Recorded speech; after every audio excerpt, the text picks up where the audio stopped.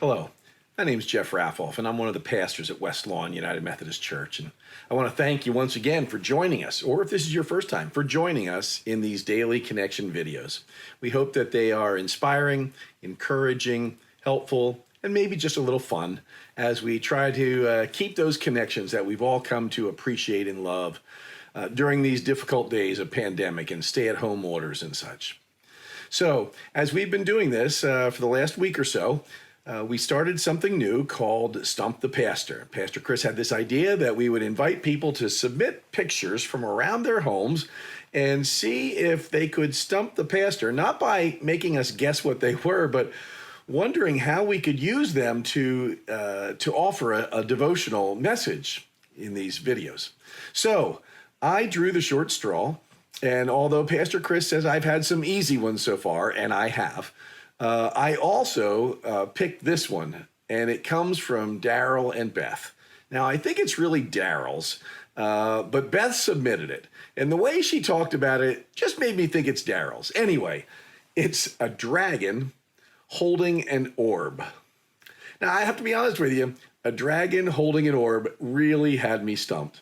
But I got back to Beth and said, can you tell me what's going on here? And she shared with me that her husband likes dragons, okay, and the orb is called the Pearl of Wisdom.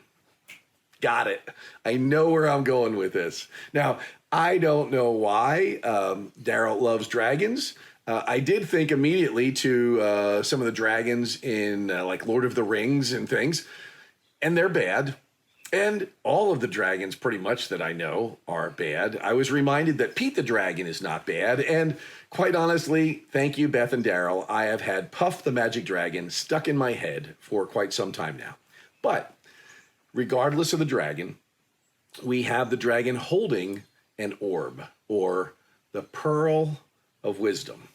And so let me turn to the book of Proverbs in the 2nd chapter, where we read this: My child, if you accept my words and treasure up my commandments within you, if you accept my words and treasure up my commandments within you, making your ear attentive to wisdom and inclining your heart to understanding, if you indeed cry out for insight and raise your voice for understanding, if you seek it like silver and search for it like hidden treasure, then you will understand the fear of the Lord and find the knowledge of God.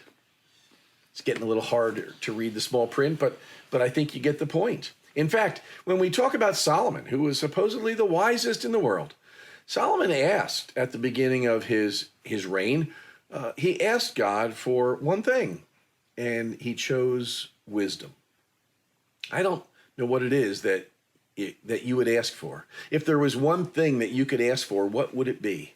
I like the psalmist who tells us that, I believe Psalm 27, if I could ask just one thing of the Lord, it would be to inquire in his temple, to spend all of my days for now and eternity in the presence of God. If I were to seek wisdom, I think that wisdom would guide me toward God's way. And there is no way better for you or me to understand God's way than to turn to God's word.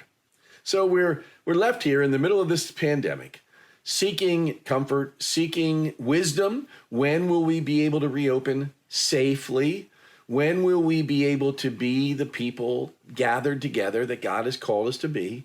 When will we be able to enjoy a meal at a restaurant or shop at a store? When will we be able to spend time with family and friends? Well, God has given us a gift of wisdom. Not an orb that a dragon may hold, but God has given us a gift of wisdom. And I believe we need to use that gift, exercise that discernment, give thanks to God for the gifts that he has given us through knowledge and through people who know more than you or me about pandemics and infectious diseases, to listen to others, to be patient, to seek God's will and God's way for our lives. Friends, I pray that you'll find wisdom for living each day. I pray that you'll find it in God's word. And I pray that God may be with you. Until we meet again.